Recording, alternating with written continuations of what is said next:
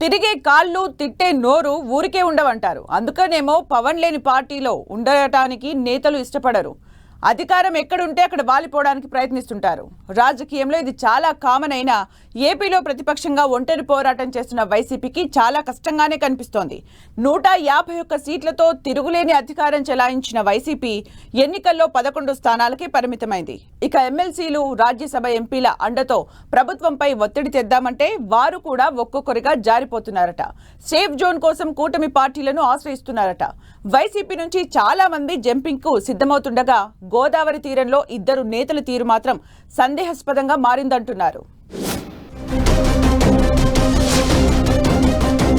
వైసీపీకి షాక్ ఇచ్చేందుకు ఆ పార్టీ ఎమ్మెల్సీలు, ఎంపీలు సిద్ధమవుతున్నట్లు ప్రచారం జరుగుతోంది. రాజ్యసభలో ప్రాతినిధ్యం లేని టీడీపీ ఇప్పటికే కొందరు రాజ్యసభ ఎంపీలతో చర్చలు జరుపుతున్నట్లు ప్రచారం జరుగుతూ ఉండగా, కొందరు ఎమ్మెల్సీలు అధికార కూటమి దిశగా అడుగులు వేస్తున్నట్లు ఊహాగానాలు జోరందుకున్నాయి. ముఖ్యంగా ఉమ్మడి తూర్పు గోదావరి జిల్లాకు చెందిన ఎమ్మెల్సీ తోట త్రిమూర్తులు బీజేపీతో టచ్ లోకి వెళ్లినట్లు ప్రచారం ఎక్కువైంది.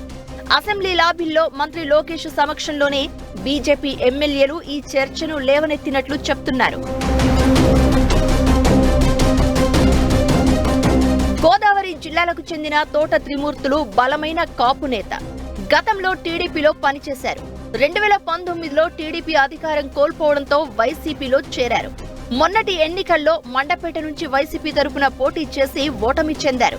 అయితే శిరోముండనం కేసులో దోషిగా ఆరోపణలు ఎదుర్కొంటున్న త్రిమూర్తులకు విశాఖ కోర్టు 2 ఏళ్ల జైలు శిక్ష విధించింది. దీనిపై అప్పీలుకు వెళ్లిన త్రిమూర్తులు తాత్కాలికంగా ఉపశమనం పొందారు. అయితే ప్రస్తుత పరిస్థితుల్లో అధికార పార్టీ అండ లేకపోతే రాజకీయం చేయడం వ్యక్తిగతంగా కూడా నష్టమని భావిస్తున్న త్రిమూర్తులు కూటమిలోని బీజేపీలో చేరాలని ప్రయత్నిస్తున్నట్లు చెప్తున్నారు. ఈ విషయంపై అదే జిల్లాకు చెందిన అనపర్తి ఎమ్మెల్యే నల్లమిల్లి రామకృష్ణారెడ్డి మంత్రి సత్యకుమార్ వద్ద ఆరా తీయడంతో అసలు సమాచారం బయటకు వచ్చింది. వైసీపీ నుంచి ఏ నాయకుడు వచ్చినా కూటమి మధ్య చర్చ జరగాలని ఆ సందర్భంగా నిర్ణయం తీసుకున్నట్లు చెప్తున్నారు. కానీ రాజకీయ అవసరాల దృష్ట్యా త్రిమూర్తులు చేరికను బీజేపీ వ్యతిరేకించే అవకాశం లేదు అంటున్నారు. రాష్ట్రంలో బీజేపీ బలపడాలంటే త్రిమూర్తులు వంటి నాయకుల చేరికను ప్రోత్సహించాలని ఆ పార్టీ భావిస్తోంది అంటున్నారు. దీంతో త్రిమూర్తులు త్వరలో బీజేపీ గూటికి చేరే అవకాశం ఉందని ప్రచారం జరుగుతోంది. అదే జరిగితే ఉభయ గోదావరి జిల్లాల్లో వైసీపీకి నష్టమనే వ్యాఖ్యలు వినిపిస్తున్నాయి. ఇదే సమయంలో వైసీపీకి చెందిన మరో సీనియర్ నేత పిల్లి సుభాష్ చంద్రబోస్ కూడా పార్టీ మారే అవకాశం ఉందని టాక్ వినిపిస్తోంది. 2019 ఎన్నికల్లో మండపేట నుంచి పోటీ చేసిన బోస్ ఓటమి పాలయ్యారు. అయితే మాజీ సీఎం జగన్ కు మద్దతుగా తొలి నుంచి బోస్ పనిచేయడం వల్ల ఎన్నికల్లో ఓడినా ఎంపీగా అవకాశం ఇచ్చింది వైసీపీ.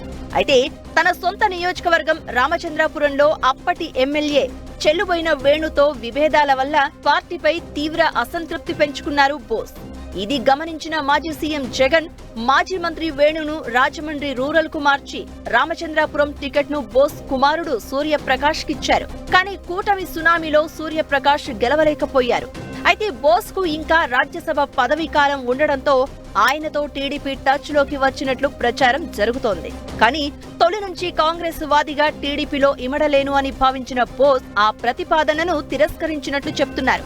అయితే తన కుమారుడి రాజకీయ భవిష్యత్ కోసం జనసేనలో చేరేందుకు ఆయన ఆసక్తిగా ఉన్నారని అంటున్నారు. మరోవైపు తనపై జరుగుతున్న ప్రచారాన్ని బోస్ ఎప్పటికప్పుడు ఖండిస్తున్నా బోస్ పార్టీ వీడతారనే ప్రచారానికి ఫుల్ స్టాప్ మాత్రం పడడం లేదు. ఇలా బోస్ పార్టీ మారతారు అనే ప్రచారానికి ప్రధాన కారణం ఆయన కుమారుడే అన్న టాక్ వినిపిస్తోంది. గోదావరి జిల్లాల్లో బలమైన శక్తిగా ఎదుగుతున్న జనసేనలో చేరేందుకు బోస్ కొడుకు సూర్యప్రకాష్ ఆసక్తిగా ఉన్నారని అంటున్నారు. ఇప్పటికే ఆయన జనసేన నేతలతో టచ్ లో ఉన్నారని అంటున్నారు. దీంతో బోస్ కూడా పార్టీ మారతారనే ప్రచారం జరుగుతోంది. అయితే ఎంపీ బోస్, ఎమ్మెల్సీ తోట త్రిమూర్తులు ఇద్దరు రామచంద్రాపురం నియోజకవర్గానికి చెందిన నాయకులే కావడం గమనార్హం. ఈ ఇద్దరు గతంలో వేరువేరు పార్టీలో ఉంటూ ప్రత్యర్థులుగా రాజకీయం చేశారు. 2019 ఎన్నికల తర్వాత ఇద్దరు ఒకే పార్టీలో ఉంటూ సర్దుకుపోతున్నారు. 2019లో బోస్, 2024లో తోట త్రిమూర్తులు మండపేట నుంచి పోటీ చేసి ఓడిపోయారు. ఇప్పుడు ఇద్దరు ప్రత్యామ్నాయం వెతుకుతున్నారనే టాక్ రాజకీయంగా అలజడి రేపుతోంది. ఇప్పటికే ఉభయ గోదావరి జిల్లాల్లో తుడిచిపెట్టుకుపోయిన వైసీపీ త్రిమూర్తులు, బోస్ వంటి కీలక నేతలు వలసపోతే మరింత ఇబ్బందులు ఎదుర్కొనే అవకాశం ఉందంటున్నారు. ఈ పరిస్థితుల్లో వైసీపీ అధిష్టానం తీసుకోబోయే నిర్ణయాలు ఆసక్తి రేపుతున్నాయి. అధికారం పోయిన నెల రోజులకే ఈ పరిస్థితి ఎదురైతే మున్ముందు మరిన్ని సవాళ్లు ఎదుర్కోవాల్సి వస్తుంది అంటున్నారు.